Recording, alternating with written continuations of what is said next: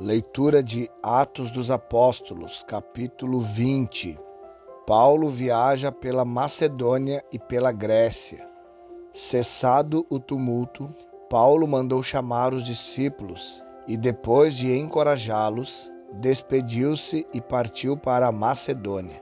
Viajou por aquela região, encorajando os irmãos com muitas palavras e, por fim, chegou à Grécia, onde ficou 3 meses.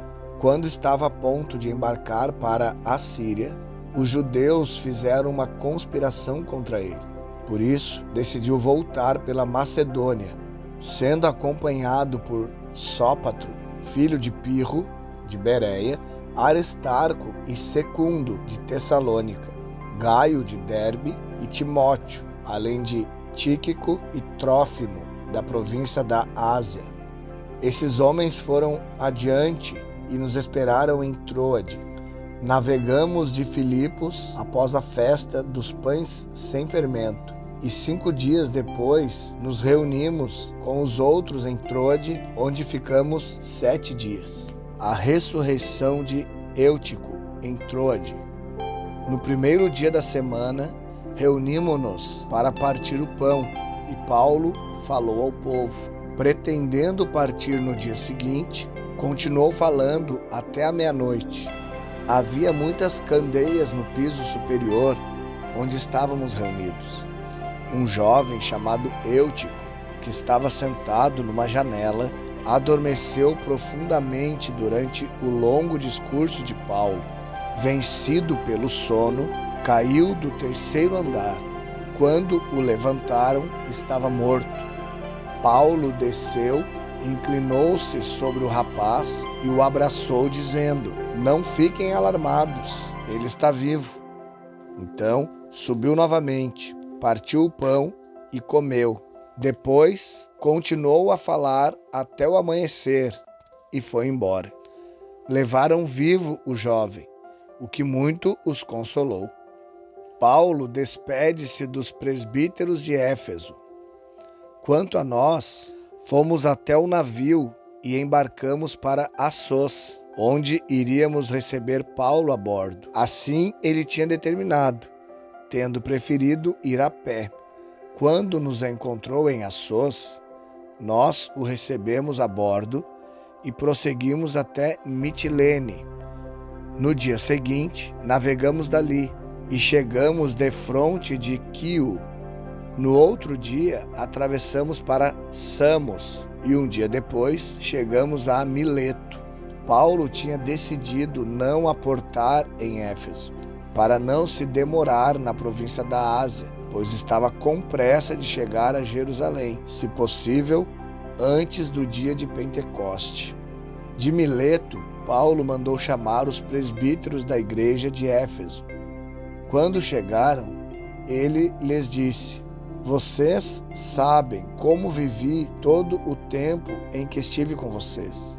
Desde o primeiro dia em que cheguei à província da Ásia, servi ao Senhor com toda a humildade e com lágrimas, sendo severamente provado pelas conspirações dos judeus. Vocês sabem que não deixei de pregar-lhes nada que fosse proveitoso, mas ensinei-lhes tudo publicamente e de casa em casa. Testifiquei, tanto a judeus como a gregos, que eles precisam converter-se a Deus com arrependimento e fé em nosso Senhor Jesus.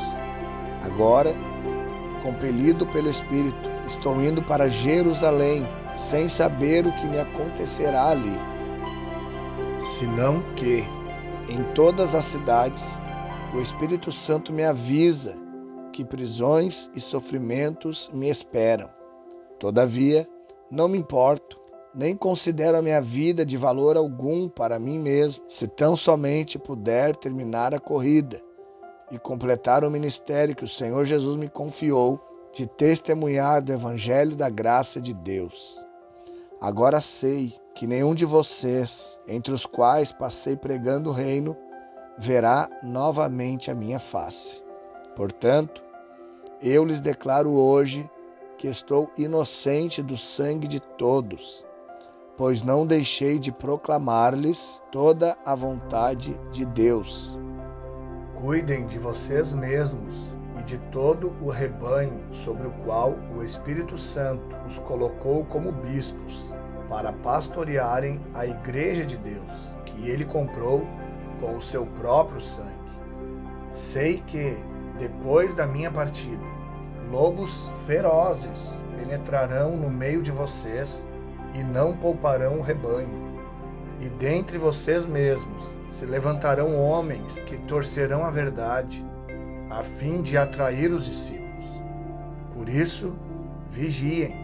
Lembrem-se de que durante 3 anos jamais cessei de advertir a cada um de vocês disso, noite e dia, com lágrimas.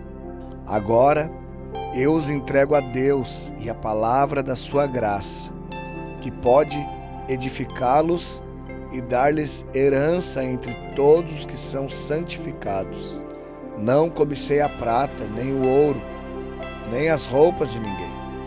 Vocês mesmos sabem que estas minhas mãos supriram minhas necessidades e as de meus companheiros. Em tudo o que fiz, mostrei-lhes que, mediante trabalho árduo, devemos ajudar os fracos, lembrando as palavras do próprio Senhor Jesus, que disse: há maior felicidade em dar do que em receber. Tendo dito isso, ajoelhou-se com todos eles e orou. Todos choraram muito e, abraçando-o, o beijavam. O que mais os entristeceu foi a declaração de que nunca mais veriam a sua face. Então, o acompanharam até o navio.